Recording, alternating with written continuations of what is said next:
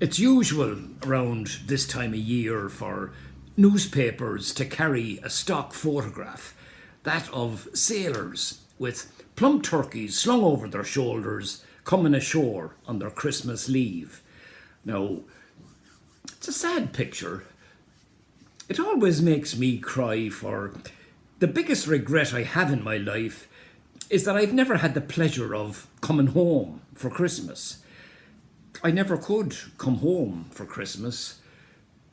I was always there. I was there, but nobody noticed, and as Christmas drew nearer, they took less and less notice, so that by the time Christmas Eve came around, I might as well have been the Easter Bunny. The rest of the house were all members of the deputation of welcome.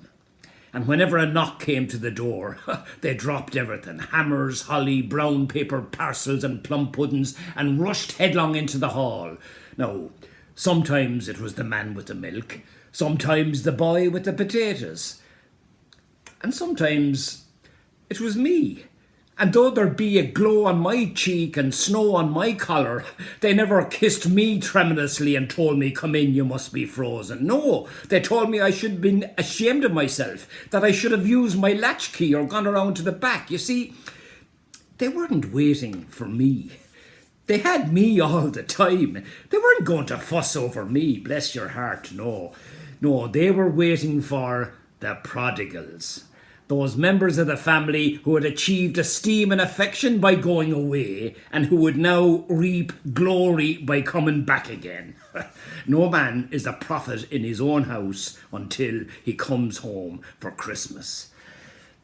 As Christmas Eve darkened, the sycophants began to grow anxious. They checked their wristwatches against the mantel clock and talked of train disasters. They rubbed the frost from the glass and peered anxiously into the night. They listened for taxis and sighed resignedly after every car that went down our road without stopping. They rushed headlong into the hall to answer wrong knocks and came back brokenly to wait for the right one.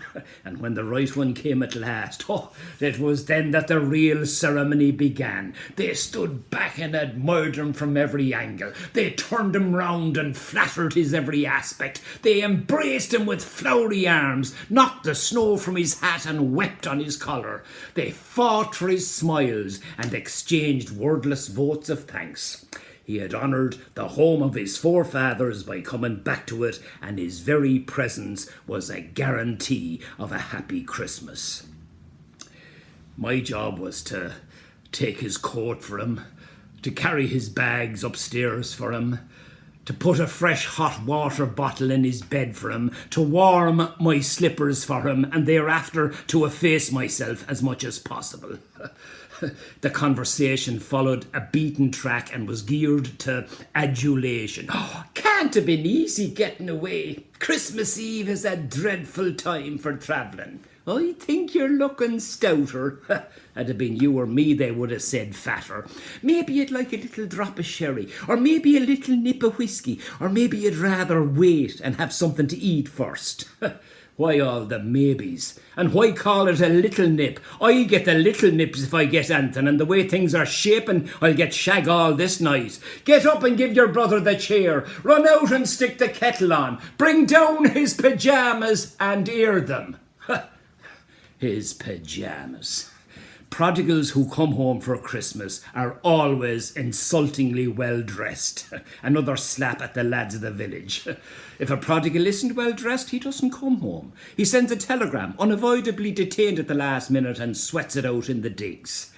Well, after a great meal, the great man is brought round to the fire. They pull the armchair round for him, stuff cushions at his back, get me to place my warm slippers on his great, expectant feet, and then sit around and listen to his stories of the outside world.